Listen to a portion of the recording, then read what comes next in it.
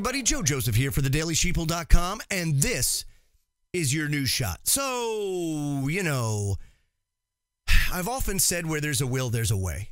And when it comes to, marijuana, we'll just say illicit drugs, stuff that the government deems that you're not smart enough to be able to make decisions on your own. So by God, they're going to do it for you.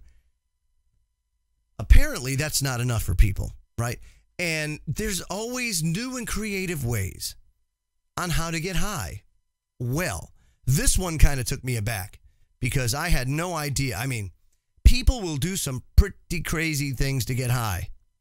But did you know, according to AOL.com, people are apparently injecting themselves with blood to get high. Now, I don't know about you, but how much do you trust that? And, well, all I can say is, God help us if this kind of trend starts to take off. Listen to this. And the article starts out exactly the way I thought. Because we ran out of other terrible ideas. Absolutely. Unless you're getting a blood transfusion in a hospital, injecting yourself with somebody else's blood is probably a terrible idea. Last summer, police in Bucks County, Pennsylvania, picked up a man carrying an unmarked vial of red liquid. During questioning, the 33-year-old explained that the vial contained human blood and fentanyl, a painkiller 50 to 100 times more potent than morphine. The liquid street name is blood in all caps. And I guess that's the street name now for this blood slant fentanyl combo. Officers sent the vial, which contained about a half a teaspoon of red fluid, to the forensic toxicologist Laura LeBay. And this is what she told Popular Science. Quote, "It was the strangest thing. If you look at whole blood in a test tube, it's thick. This looked like blood, but it was more watery. Some sort of fine powder swirled around inside of it and smelled like cough syrup." Now, in her laboratory at NMS Labs in Willow Grove, Pennsylvania, LeBay confirmed that the specimen did indeed contain human blood, but it also carried a lot more than fentanyl. Listen to this. Lab tests detected 13 different substances in the blood, including residuals for ethanol, codeine, ephedrine, THC, and 11 milligrams of methamphetamine, a full dose. The result was recently published in the Journal of Forensic Scientists. So when drug users shoot up, a bit of blood sometimes backtracks into the syringe. LeBay and her colleagues have noticed that sometimes users will let their blood spill into the barrel, then give the needle to another user to sample or taste the drug.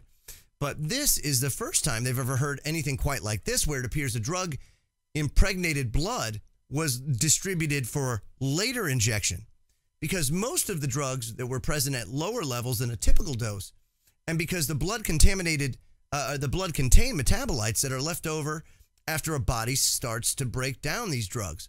LeBay thinks the blood came from somebody who had previously used Sudafed and heroin. So it obviously came from somebody that had done this before. And so this is now hitting the streets. Why? Well, it's just a vial of blood. It's my blood. Is it illegal to carry my blood? That's what I'm sure.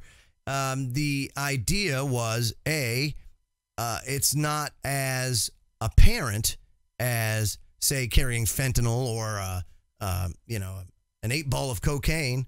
But the other thing that's interesting, too, is it's almost taking on an exotic type of appearance or allure that has a lot of people. Ooh, yeah, this is the latest, greatest thing. You get higher if you do it with blood. And of course, it probably doesn't. It has no difference, or you don't get any higher with it than you would taking all these things by themselves. But it's the glamour of it all. Ooh, yeah, I want to be part of the blood club. I just can't believe what I'm seeing. I mean, people will go to no end to find new ways to get high and circumvent the system. This is why the system doesn't work. This is why we're in the mess that we're in. Because instead of allowing people to have a safe place to go or just buy the stuff, who cares? Look, Your body is your property. What you do with it is your problem. Just because they've instituted a social safety net structure isn't your fault for,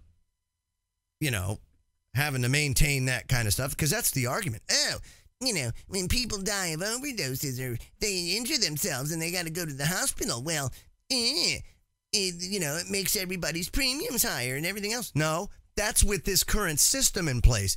If we took government out of the loop, if we took health insurance companies out of the loop, and we just went straight free market hospitals and things like that, guess what? All that stuff melts away. Now, hey, you overdose, you injure yourself or whatever, pay up.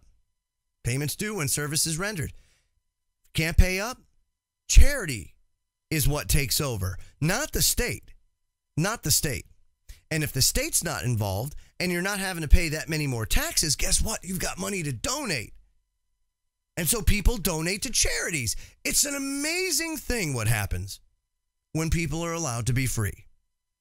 I'm Joe Joseph. This was the DailySheeple.com's News Shot. Feel free to comment below and visit our website at thedailysheeple.com. Have a great day.